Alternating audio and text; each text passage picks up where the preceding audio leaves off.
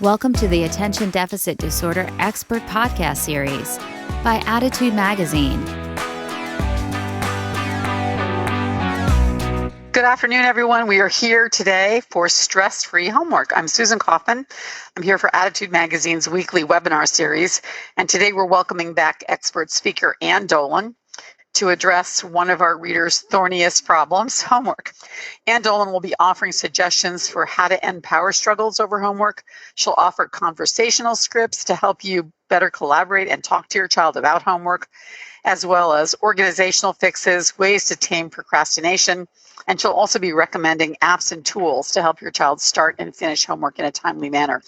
She has more than 20 years of teaching, tutoring, and consulting experience through her Washington, D.C. tutoring company, Educational Connections. She's helped over 8,000 students in the Washington, D.C. area. Her first book, Homework Made Simple, won the Publishers Association Parenting Book Award in 2011. For more information, please visit Ann's website at annDolin.com. I want to give a big shout out and thank you to today's webinar sponsor, the incredibly useful Time Timer. Time Timer displays the passage of time with a disappearing colored disc. If you haven't seen it, it's quite extraordinarily useful, especially a powerful tool for visual thinkers of all ages, whether adults or children. Please go to the Time Timer website, timetimer.com. So with that, let me turn it over to you, Ann, and we look forward to hearing your thoughts. Well, thank you, Susan. It's great to talk to everyone today. You know, in thinking about homework, one of the challenges that parents face is not only how to get their kids organized, focused, and motivated, but how to do that without being the bad guy. You know, in my practice, we provide tutoring and educational coaching, which is really helping kids with organization, time management, and study skills. That kids come to us of all ages. But primarily, I will say that in all my years as a classroom teacher and as a tutor and now as running Educational Connections, the students that we see really fit into one of three buckets.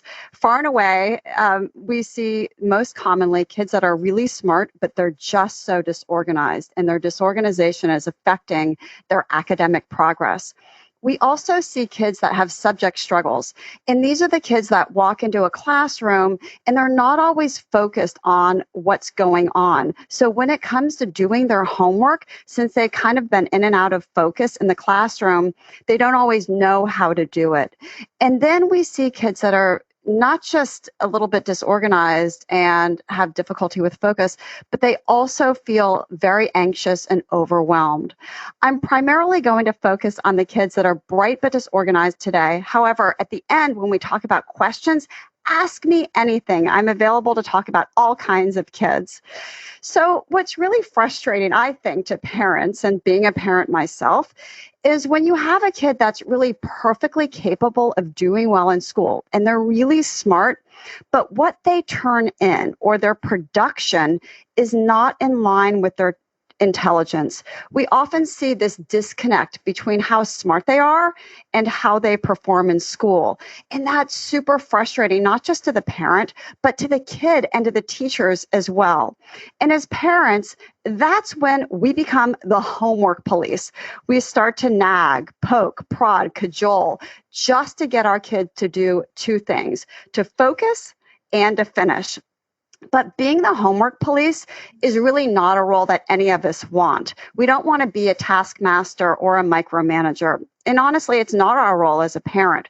But what we can do to help these kids is to set up routines and to set up this external structure, because so many kids with homework difficulties and ADHD don't really have a lot of internal structure. And we can provide this. We can do this by providing guidance and asking powerful questions, which we'll talk about today. You know, at the beginning of the school year, we want our kids to really go into the new year doing the very best they can and being organized, because so much of academic performance really comes down to organization. And if your child has had difficulty with focus and organization in past years, it's very likely they're going to have the same issues again this year. The key is to set up some structure before the school year starts or right as it starts, not to wait to see how the year goes and then make change. But you always want to get your child on the same page, because if you walk into the room and say, listen, buddy, there's a new sheriff in town, we're doing things differently this year, it's probably not going to go over that well with your kid, because if your kids are like most kids, they don't really like to be told what to do. So the key is to get your child to buy into any intervention that you want to create. And those are the things we're going to be talking about today. So the key is to set up a time to sit down and talk to your child when you're not feeling hot or emotional about the issue. So you might even make an appointment. Hey, can we talk about the school year after dinner tonight at 7:30? And you might even want to start out by being transparent and saying that, last year was such a struggle with the organization, and I didn't really like it when I nagged you all the time. I'm wondering if we can talk about some other changes that we can make this year to make it easier on both of us. So what are those changes? Well, I want to share with you a couple of pretty easy solutions that you can implement in your house to make life easier for your whole family. The first is this idea of the clean sweep. A clean sweep is really an appointment to maintain neatness. Most kids at the beginning of the year actually start out really organized. As a tutor, I worked with plenty of kids that I got organized at the beginning of the year, and then I would look at their binder a month later, and I swear it was a different kid. It looked nothing like the very first week of school. And the reason is that because kids don't have internal structure, they need external structure to maintain neatness. So the clean sweep is like an appointment with your child once or twice a week. And it's a reoccurring appointment on the same day at the same time, and it's in your calendar. And if your kids have phones, it's in their calendar with a reminder. So say from 7:45 to 8:05 every Sunday night. And during that time, everyone in your whole family gets in on the act of getting organized. So for your child, it might be taking out their binders and putting papers in the right place. It could be organizing the backpack. It might even be tidying up their study area. But everybody in the family is involved, not just your messy kid, because that will feel punitive to your child that has these issues. Everyone, even you. And you can even organize your purse, clean out the spice cabinet, whatever it is that you have to do. You might always also want to use a timer to set the time. So it's not like, Mom, how much time is left? The timer tells them. And always make sure during the clean sweep, you praise your child for working hard and for tidying up for their effort. And don't worry if it's not perfect at the end, because the definition of success really is progress for our kids. Another thing that can make a big difference is a homework folder. You probably remember back when your child was young, like first, second grade, and the teacher said, all right, everybody, we're having a homework folder. This is how it works. I'm going to give your child an assignment. They put it on the left side. And then when they finish it at night, they put it back on the right side. And then I collect the papers in school the next day. Very, primary grade type of thing. Now, there was a study that came out that looked at middle school students in a number of different organizational interventions. And they found that actually homework folders aren't just good for little kids, but they're also good for kids of all ages, especially middle schoolers. Because oftentimes, and this happened to me as a teacher, I would call for an assignment and I'd have kids kind of look at me blankly like, okay, wait, I know I did this. Where is it?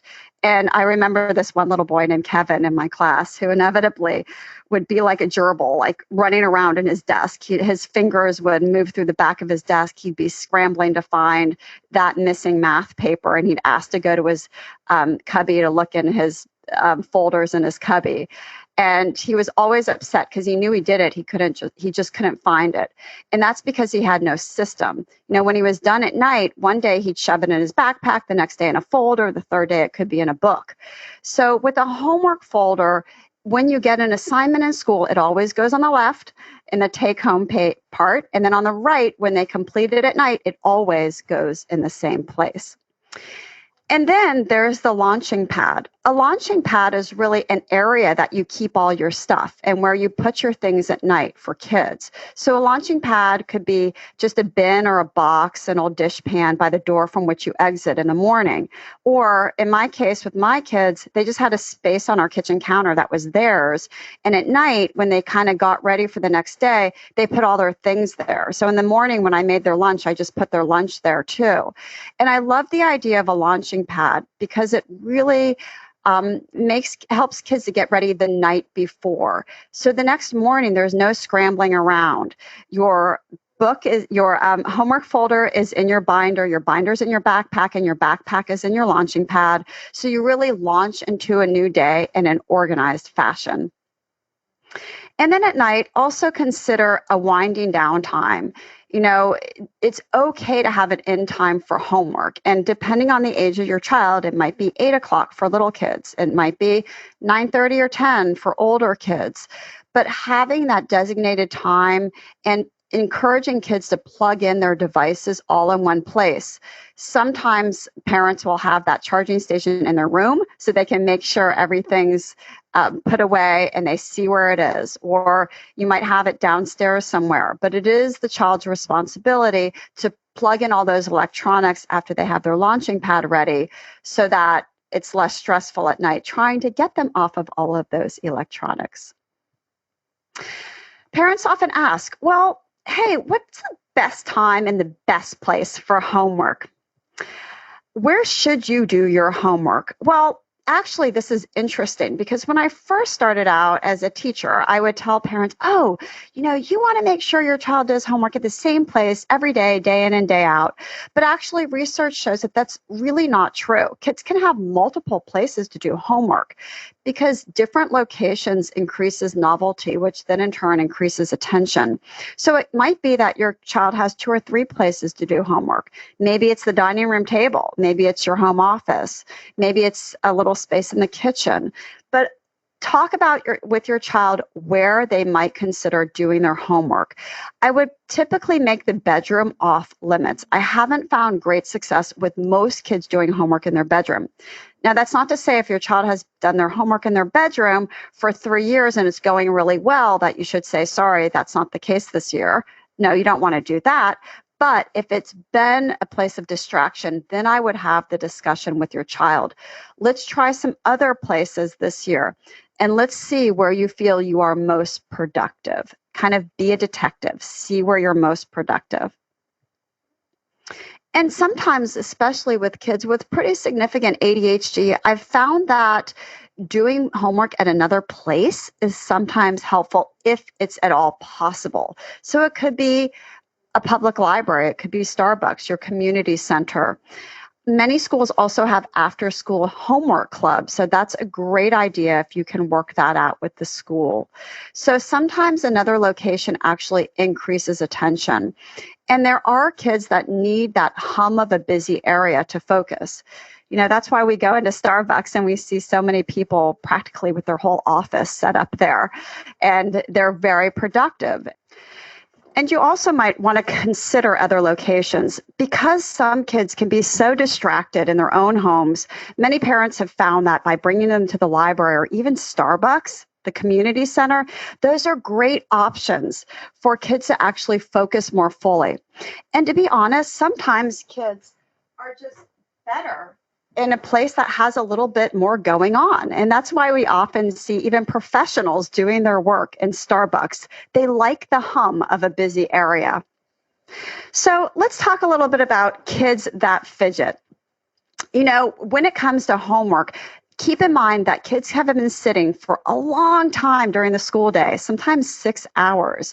So to ask them to sit down at a desk can sometimes be problematic. Sometimes kids are just not going to do it for you, or they might be better instead of at a desk, standing up at your kitchen island and doing homework. Or I found that some kids actually like to lay down on the floor with a lap desk that's soft on the bottom and hard on the top to do their work.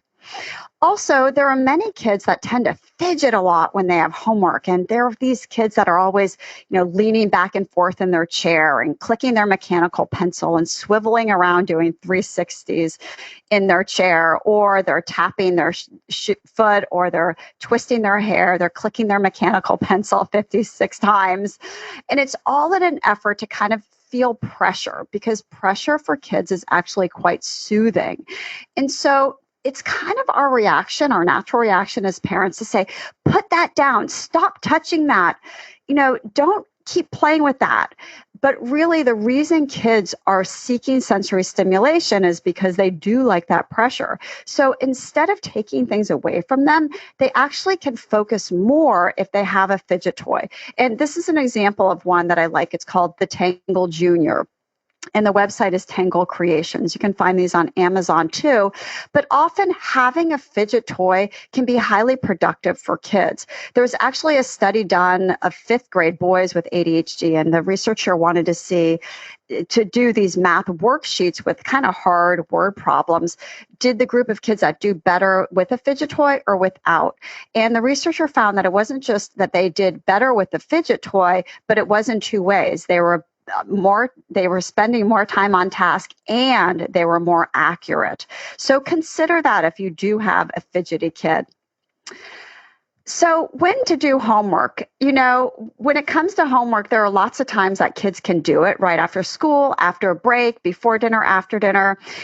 But the thing is that they need a routine for starting. And for younger kids, that half-hour break is often adequate. For older kids, just really encouraging them to start before dinner can be really helpful as well.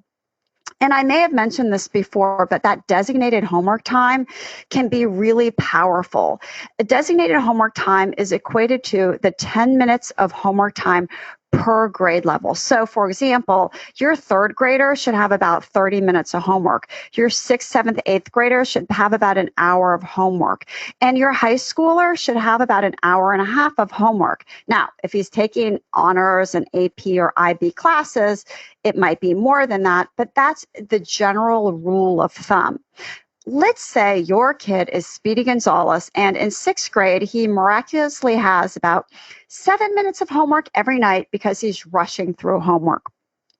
You might consider designated homework time. It's based on that equation of 10 minutes per grade level. So you might say to your child, look, you should have about 10 minutes, you should have about an hour of homework. You're going to be doing homework from, say, 5 to 6 every night, or whatever the time frame is. And you're going to do your homework during this time, whether you say you have it or not. Because sometimes kids will say they don't have it when they really do. And if you really don't, you can read for pleasure, you can get ahead on a project, but you're going to have this time as your homework time. It does reduce a lot of the issue we see with kids just rushing through homework, but it also reduces power struggles about quality of homework and, what do you mean you're done so fast?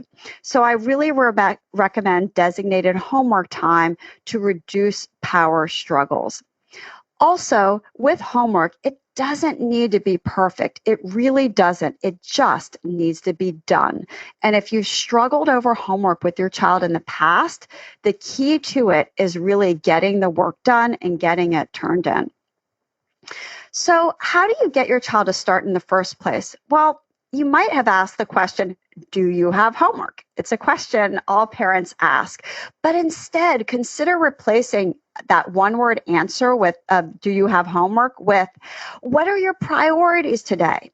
I love this question because it makes kids think about what they have to do in what order, not all their things, but what are they going to do first and maybe second? So ask, what are your priorities today?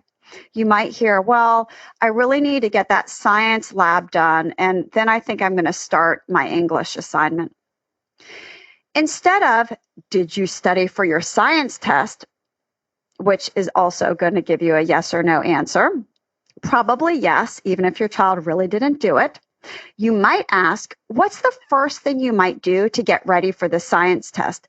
Again, it's helping kids to think critically. It's helping them to think about, what's just one thing? All they have to do is think of one thing they have to do to get ready for the test. I love this question. What could get in your way? And often kids don't think about all the challenges they have. They tend to overestimate how much time they have and underestimate how long it will take them to do something. So by saying what will get in your way, they're having to think ahead. Oh, well, I have a soccer game tonight and I'm probably won't get back till 8:30. That could get in my way of getting it done.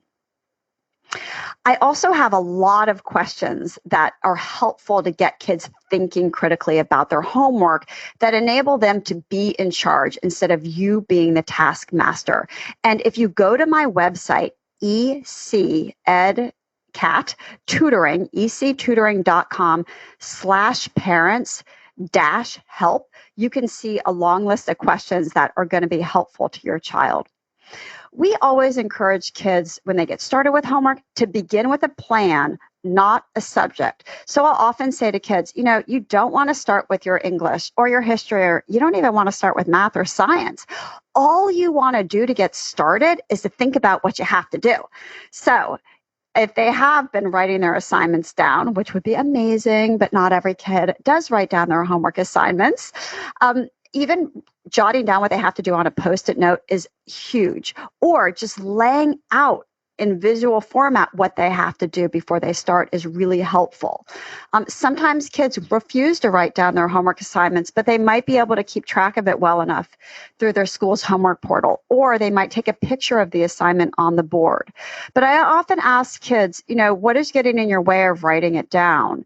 And offer other suggestions. Sometimes it's just so busy at the end of class, they don't have time to write it down, or they don't want to write it down. All they care about is getting out of that class. So sometimes kids are amenable to writing it down first thing when they walk into the class if their teacher is posting it on the board. They just need some way of knowing what they have to do.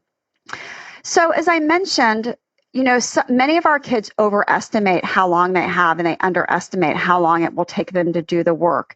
So sometimes, if I have a kid that's a chronic underestimator, asking how long do you think that will take is really helpful, because often kids they're just way off. I remember my own son when he was younger, he had this big poster project to do, which as a teacher, I always gave these assignments. And then as a parent, I'm like, oh my gosh, why did I ever give these assignments? Because they end up to be parent homework assignments. But anyways, he had to do this Pueblo Indians poster project. And he swore up and down. I think he was like in 3rd or 4th grade at the time.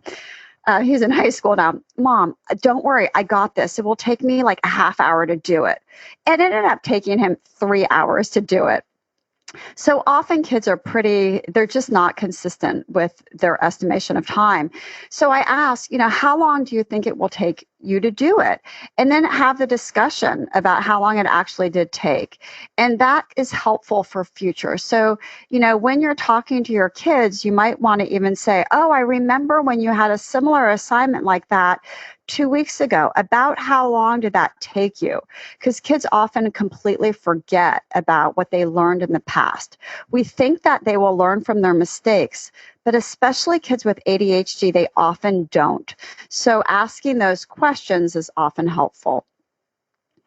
I also like the idea of planning ahead for long-term assignments. Many of our kids are actually okay with the daily work.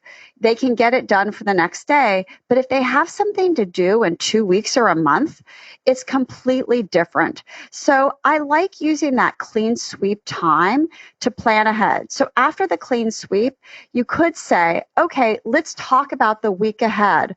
What are some things that you have going on? And these might be 2 things. They might be extracurricular activities. Oh, I have that soccer game on Thursday.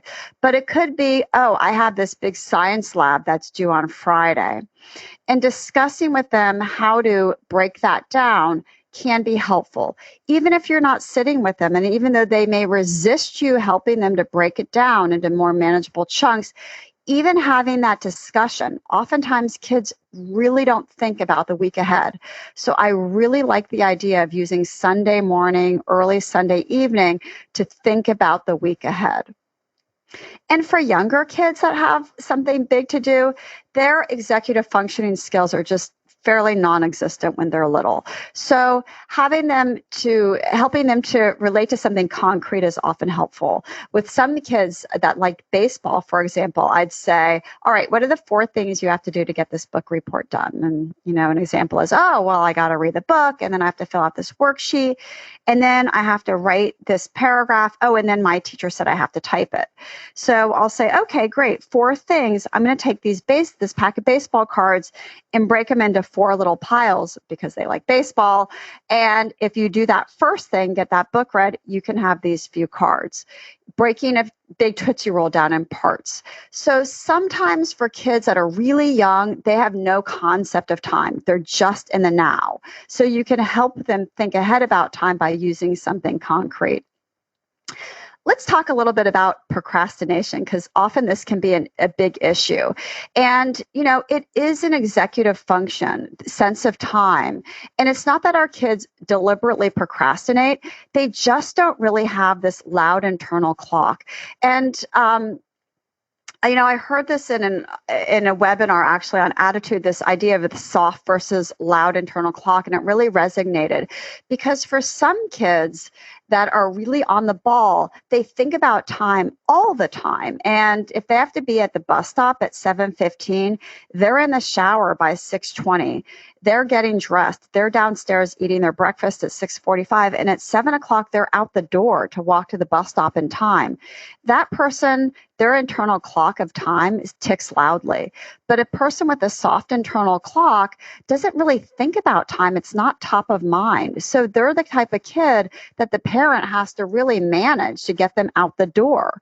And it happens not just with that sense of time, but also with procrastination. They don't really think about procrastination and what they're doing. So, for example, if they have to do math homework and then they also want to check Instagram, they're going to pick Instagram to see who liked their post.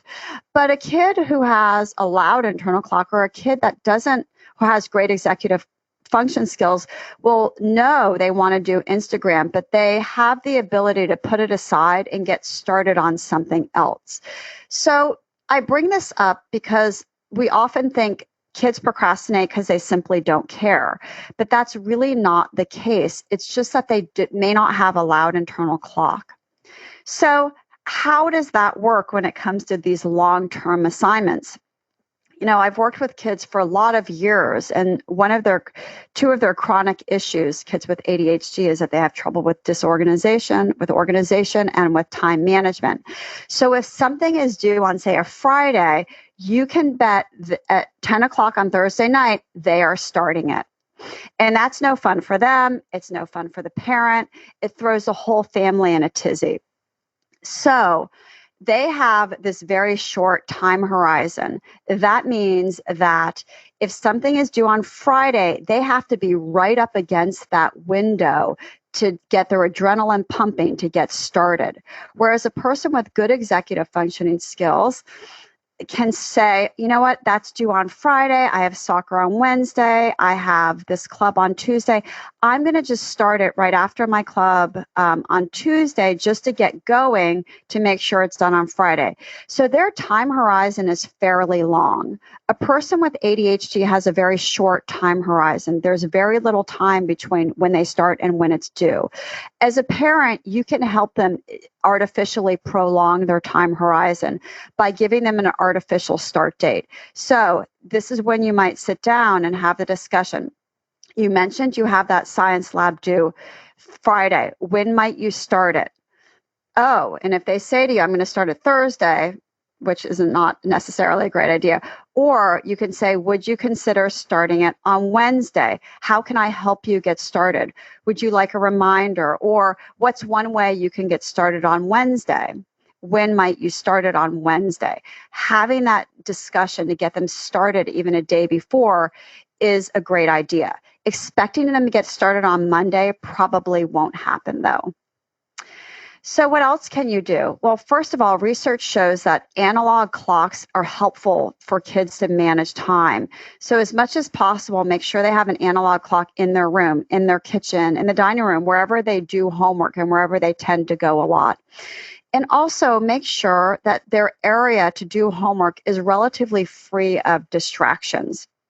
You can also use some verbal strategies to help your kids manage time a little bit better.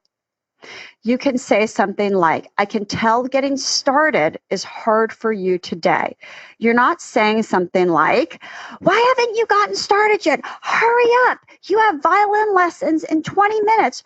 You're still on number 2. You've been on number 2 for the last hour. Seriously?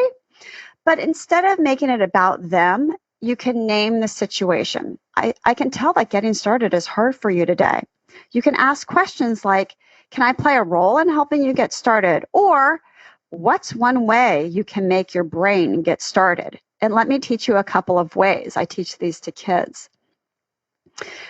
There are 2 solutions to lowering the barrier to entry. Basically, you want to make getting started so easy that anybody can do it. You need to basically trick your brain. And you can do it 2 ways. The first is to use a timer.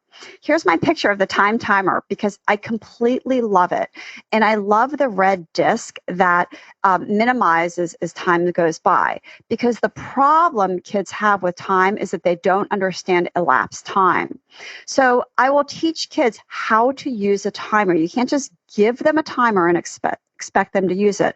But my coaches and I will help kids use the timer. And I teach this to parents in my online class too. So you want to set the timer for a weird period of time, like 7 minutes, 9 minutes, 13 minutes. And you say to your child, all right, I want you to work as hard as you can, focus as much as you can, and do the best you can just for 7 minutes. And when the timer goes off, you have 2 choices. You can keep on going, or you can take a break if you need to. And what I found is that because kids don't have this internal oomph to get started, the timer provides an external oomph to get going. And you can find lots of strategies for procrastination on my website, ectutoring.com/y-kids-procrastinate. Now, the other strategy is to do it by task. So again, you want to make it super easy. Let's say your child has a big worksheet with lots of math word problems, which most kids hate. Instead of saying, hurry up, get all of that math homework done, you might want to say, you know what, just write your name on it and do number 1. And then you can take a break if you need to. Or fold the paper in half. Just do the half top of the page. The idea is that you want to start out with something easy so you get them into the mood of getting going. Once they get going and get over that hump, they tend to keep on going. I also see a lot of kids that are Super Bowl kids. Now, these kids aren't rushers. The rushers are the kids that just do things quickly without attention to detail. The Super Bowl kids are the kids that take a long time to do anything. And, you know, especially if they do homework in their room, they might start homework at 5, you go up there at 8, and they're still doing homework. Well, you know, why is that? Well, sometimes Super Bowl kids do struggle with the content because they're not always paying attention in class. But typically, they're really distracted. And that's why this homework that should have taken 45 minutes is now taking 3 hours. And I call them Super Bowl kids because, you know, if you watch the Super Bowl, it's on for 4 hours, but they only play the game for an hour. That's often what happens to our kids when it comes to homework. So what do? Well, again, make that area as distraction-free as possible.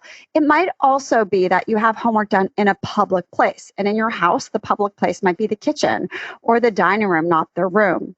You can use timers for chunking. Timers are great for Super Bowl kids. You know, set the timer for a short period of time, never ever more than a half hour. Shorter is better. Also set limits for an end time when they need to be done with homework. And use these weird windows. I call these little pockets of time weird windows. So let's say that, you know, if you have a kid that tends to take a long time at night to do homework, see if there are times during the day that they can do little chunks of homework. Maybe you're waiting in the doctor's office for 15 minutes. There's a half hour before football practice starts. Those are weird windows that kids that tend to kind of take too long to do homework can take advantage of. A couple of apps that can also help with those Super Bowl kids and with productivity in general. I really like Rescue Time. Rescue Time is an application for the laptop that allows you to see how you're spending your time. I've worked with a lot of kids over the years that will say, oh my gosh, I had no idea I was watching YouTube videos most days for 2 hours. They just kind of get lost in time. So Rescue Time is a great one for kids to load on their computer if they want to track how they're spending their time. A couple that are really helpful to minimize the distractions of the internet are called Self-Control, which is for Mac, and Stay Focused, which is for PC-based computers. And both of these basically allow kids to blacklist websites they deem to be distracting. So maybe your kid is on Twitter a lot, maybe it's Yahoo Fantasy Football, you name it. So they will tell you, they can generally know which websites they find to be distracting. They type those in and they set a toggle bar, say for 20 minutes. So for the next 20 minutes, no matter what they do, they can try to restart their computer. They can try to disable the app. They cannot go to those websites. And that allows them to be really productive during that window of time. I like Forest for the phone. This is a really great one that actually an 8th grader suggested to me, and I use it myself. It's great because sometimes kids, it's not really that they're distracted by all the applications on their laptop, but sometimes by their phone. So with Forest, when they activate the app and they click on it, a tree starts to grow on their home screen. And they set it for a specific amount of time, say 25 minutes. So during that time, the tree will grow for 25 minutes. But if the kids get out of that, try to go to Instagram or Snapchat or Facebook or whatever, the tree will wither and die. So it's actually really motivating to kids to see their tree grow to fruition after 25 minutes and to start to create a forest. And before they know it, they have many trees. Also, there's a lot of online help for content. Khan Academy, Crash Course for subject-based work. And for kids that really have difficulty with writing, I like Rev. Rev allows kids to speak their essay or their writing task, and it's transcribed for them.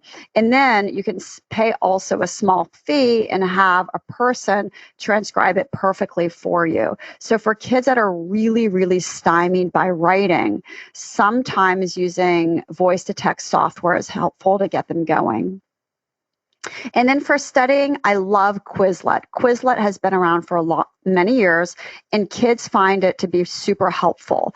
A new generation of Quizlet to study information is called Study Blue. So both of these allow kids to load in the information they want to study and to make games and play games with the information to really learn it.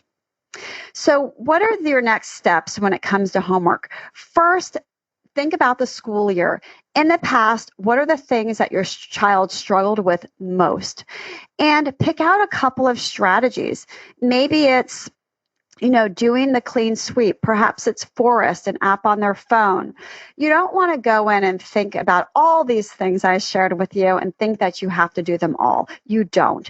It's better to pick maybe 1, 2 things that you feel you can successfully implement for an extended period of time. And then talk to your kids about what they're willing to try. You might suggest a few things and then come up with 1 or 2 that everybody agrees upon. So I want to share a couple of other resources for you. I mentioned the procrastination information, and that is ectutoring.com/y-kids-procrastinate. I also have one on what to do when your kid is stuck with homework, because this often happens where a child doesn't know what to do and they get incredibly frustrated, and that's when there's a lot of fighting. And that one is ectutoring.com/parents-help. And then lastly, I have an online course for parents called Getting Past Procrastination, helping with organization and study skills without being the bad guy. And that is on my website, ectutoring.com/GPP, which stands for Getting Past Procrastination. So I hope this has been helpful to everyone as we wrap up. Thank you, Anne. That was great. We have some great questions and we have a few minutes, so let's try to tackle some of them. one clarification question about the designated homework time.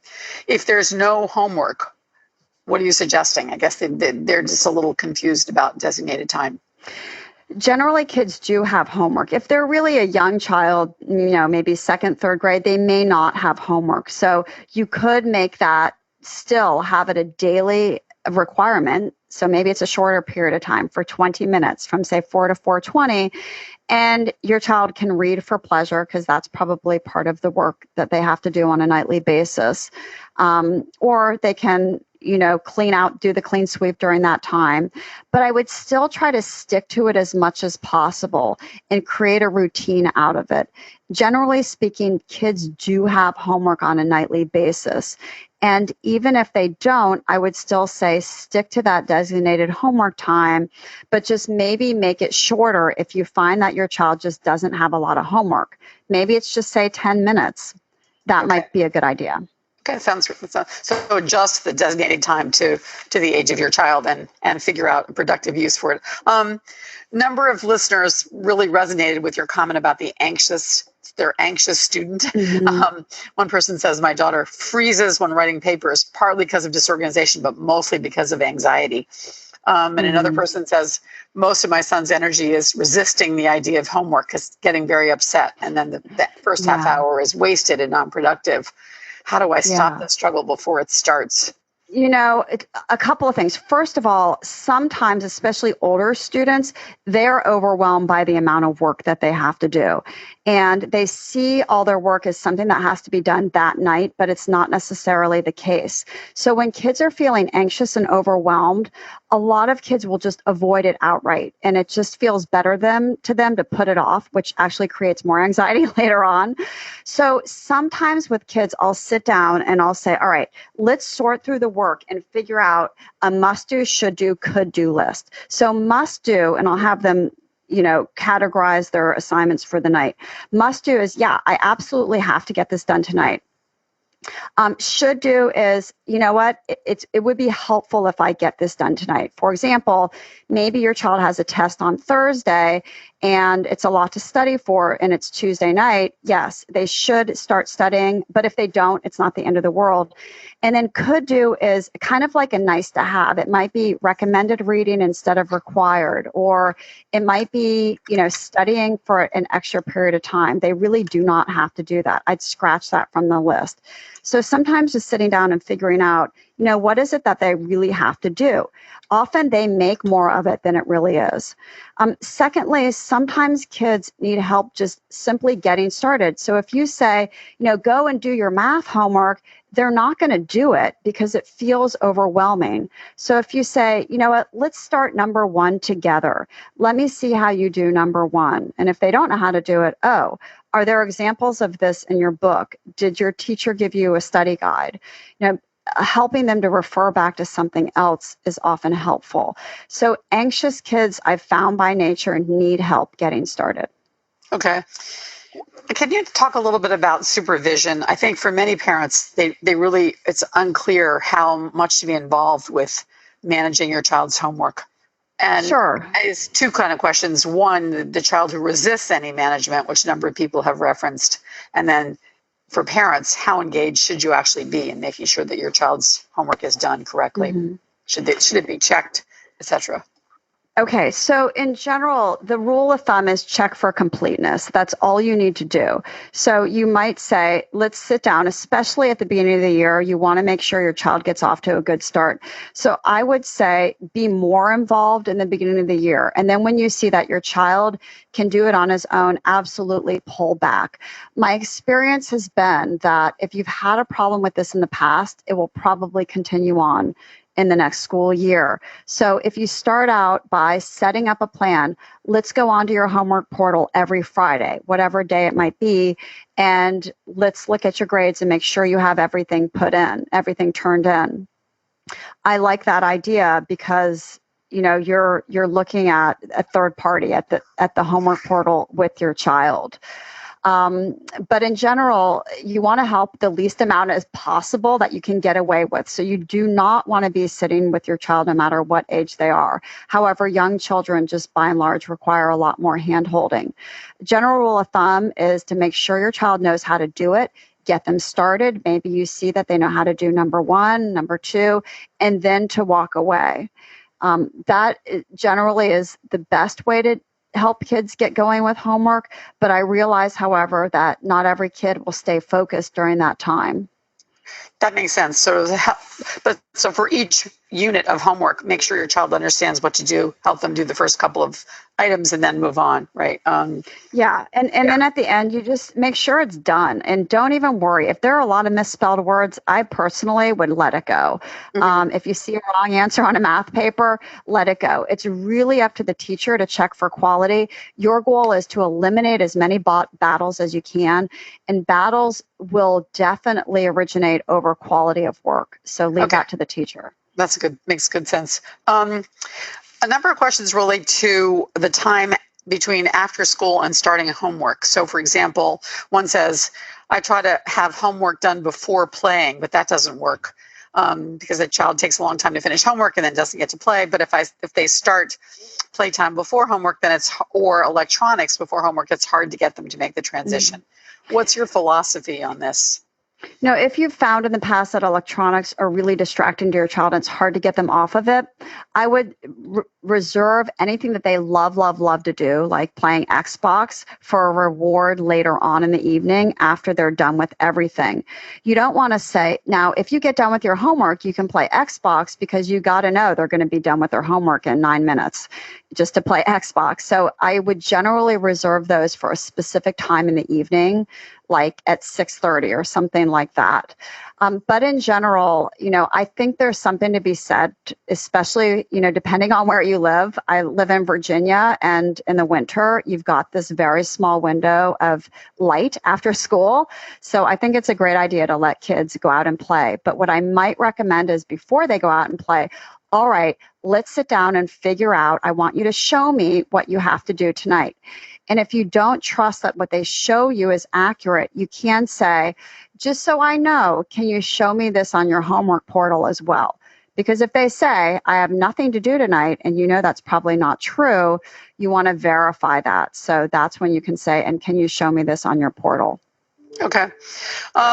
Questions about the distracted child. A number of people describe their children as taking a tremendous amount of time, just pretty much as you described, and spending a lot of time staring out the window or being distracted. And they're wondering, how do you get a child to focus? What do you do to minimize distractibility, daydreaming? First of all, I'd make sure that they're in the best location possible to do their work. And secondly, I would absolutely teach them how to use a timer. When kids have that tool under their belt, they're much more able to get focused for shorter periods of time. The trick is to help them to realize that they have this propensity to drag things out. I remember I once worked with this college student who had been on academic probation after her freshman year, and she ended up going to another college, but she ended up having actually the same exact issues. And the parents thought, well, if she's at this other college with more help, it will be better for her. And what would happen is she was completely unaware of her style. So she would go to the library with all of her things, and she would say to herself, all right, I'm gonna get all this done. I'm gonna sit here for 3 hours. I'm gonna get all this stuff done. And by the end of 3 hours, she really had very little done, because she just couldn't sustain her effort for that amount of time. She just didn't really realize that was not setting up an unrealistic expectation of time, was not conducive for her to get it done. So we ended up setting up a list of things for her to do, and then she would estimate the time next to those assignments. Like, this should take me about this amount of time, and she would set a timer. And the timer just provided a little bit more accountability for her.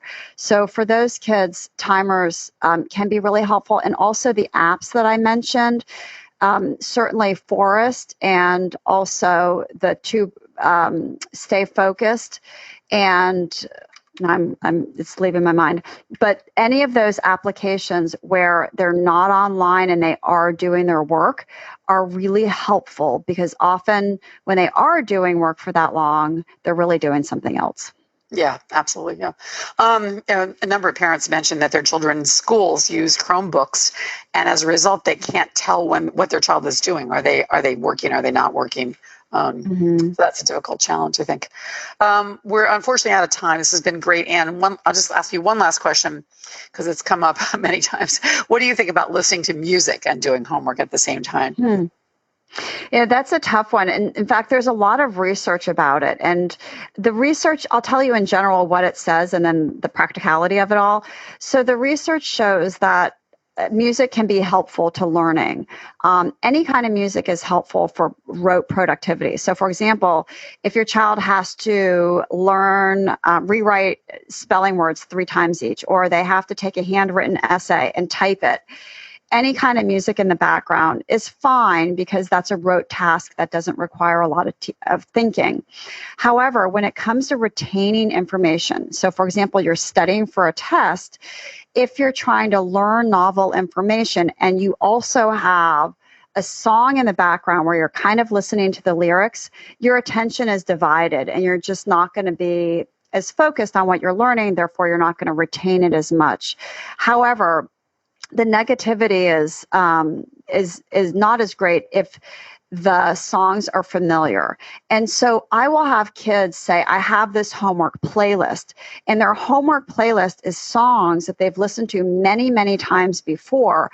So it's kind of like white noise, like background noise at this point. So they're not trying to memorize the lyrics. They've heard it a lot before, and it's not, it isn't negating their learning. So the research shows that if the music is instrumental or very familiar, it's fine. But if it's new music that they're trying to listen to the lyrics of, it's not helpful.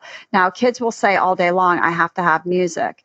And I'll say to them, look, if you have to have music, great. Try it one day with your music and then try it the next day without, and see where you're most productive. Be a detective. Do your own little research study and see where you find you get the most done. Because at the end of the day, you kind of want to put them in charge of knowing how they learn best. That's a great way to end this. Thanks, everyone, and good luck with homework this year. Thank you, Anne. Thank you. For more Attitude podcasts and information on living well with attention deficit, visit attitudemag.com. That's ADDITUDEMAG.com.